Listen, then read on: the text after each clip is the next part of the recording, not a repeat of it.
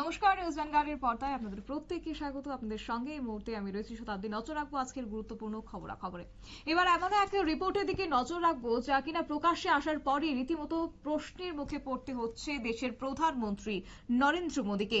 কেননা প্রভাবশালী রাষ্ট্রের নাম প্রকাশ করা হয়েছে এবং সেই প্রথম 10-এ কিন্তু তালিকায় নাম নেই ভারতের। একেবারেই তাই যে প্রভাবশালী রাষ্ট্রের প্রথম 10 তালিকায় নেই মোদীর ভারত, এবং মোদীর যে বিশ্বগুরু তকমা ফের একবার কিন্তু সেটা প্রশ্নের মুখে। এবং এই রিপোর্ট প্রকাশে আসার পরে শাসক বিরোধীদের তরজা রীতিমতো শুরু হয়ে গেছে। বিস্তারিত যাবো, আমাদের সঙ্গে রয়েছে প্রতিনিধি বিশ্বজিৎ দে। বিশ্বজিৎ দা, এই প্রভাবশালী রাষ্ট্রের নাম প্রকাশ করার পর সেখানে প্রথম 10-এ নেই বিশ্বগুরু মোদীর ভারত, কি বলবে তুমি?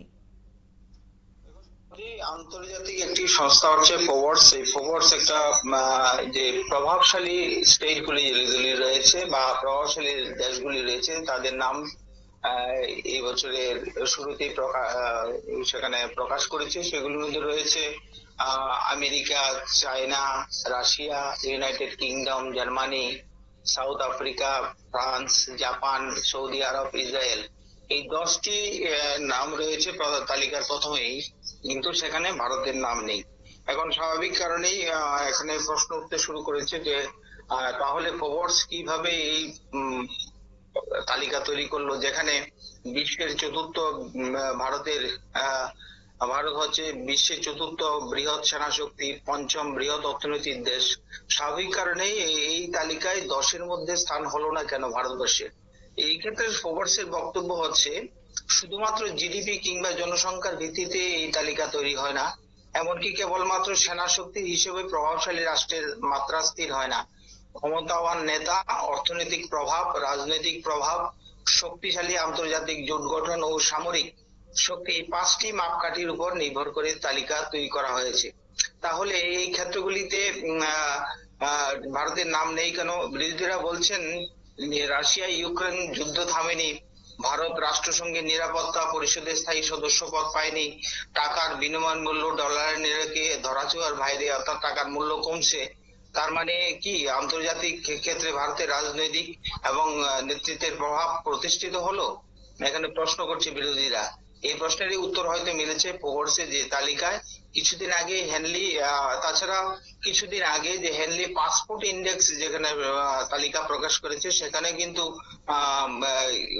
পিছিয়ে পড়েছে ভারত। সেখানে দেখা গেছে যে বিশ্বের সবচেয়ে শক্তিশালী পাসপোর্টের তালিকাতেও পিছিয়ে পড়েছে ভারত। গত বছরের তুলনায় 5 ধাপ পিছিয়ে জায়গা হয়েছে 85 নম্বরে।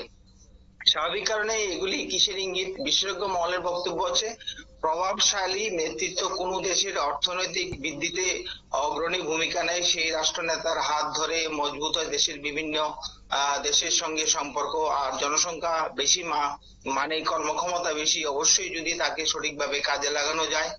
এই পরিস্থিতিতে দেশের আর্থিক বিকাশের সহায়ক হয়ে ওঠে। তবে শুধু সংখ্যাই নয়, জনগোষ্ঠীর আর্থিক সামর্থ্য এবং শিক্ষাও দেশের অর্থনৈতিক উন্নয়নের পক্ষে সহায়ক।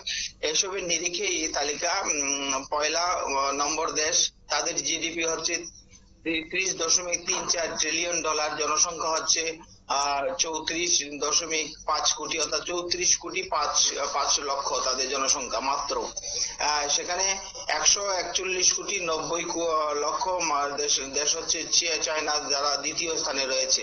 তাছাড়া এই তালিকায় দেখা যাচ্ছে যে প্রথম 10টি যে দেশ রয়েছে প্রভাবশালী দেশ, এর মধ্যে এশিয়ার দেশ রয়েছে 6টি, এবং এই দেশগুলি হচ্ছে চায়না, রাশিয়া, তারপর হচ্ছে জাপান, সৌদি আরবিয়া এবং ইসরায়েল। এবং 3টি দেশ রয়েছে ইউরোপে, সেই দেশগুলি হচ্ছে ইউনাইটেড কিংডম, জার্মানি এবং ফ্রান্স। এবং নর্থ কোরিয়ার একটা নর্থ আমেরিকার একটি মাত্র দেশ রয়েছে, সেটা হচ্ছে প্রথম স্থানে রয়েছে, সেটা হচ্ছে ইউনাইটেড স্টেটস অফ আমেরিকা। শতাব্দী, একেবারে ধন্যবাদ বিশ্বজিৎ তোমাকে। অর্থাৎ মোদীর যে বিশ্বগুরুর স্বপ্ন দেখা, সেই স্বপ্নই কিন্তু এবার প্রশ্নের মুখে। কেননা যে তালিকা ইতিমধ্যে প্রকাশ করা হয়েছে সেই তালিকার 10-এ নাম নেই কার্যত ভারতের। অন্যদিকে চীন, Britain, Japan, Saudi Arab, Israel, দক্ষিণ কোরিয়া থাকলেও ভারত নেই কেন, সেই প্রশ্ন ইতিমধ্যে তুলতে শুরু করেছে। তবে দেখা যাক বিরোধীদের প্রশ্নের মুখে যে আগামী দিনে মোদীকে পড়তে হবে, সেটার কিন্তু এই মুহূর্তে ইঙ্গিত পাওয়া যাচ্ছে। নিয়ে নিচ্ছি ছোট্ট একটি বিজ্ঞাপন বিরতির, সঙ্গে থাকুন।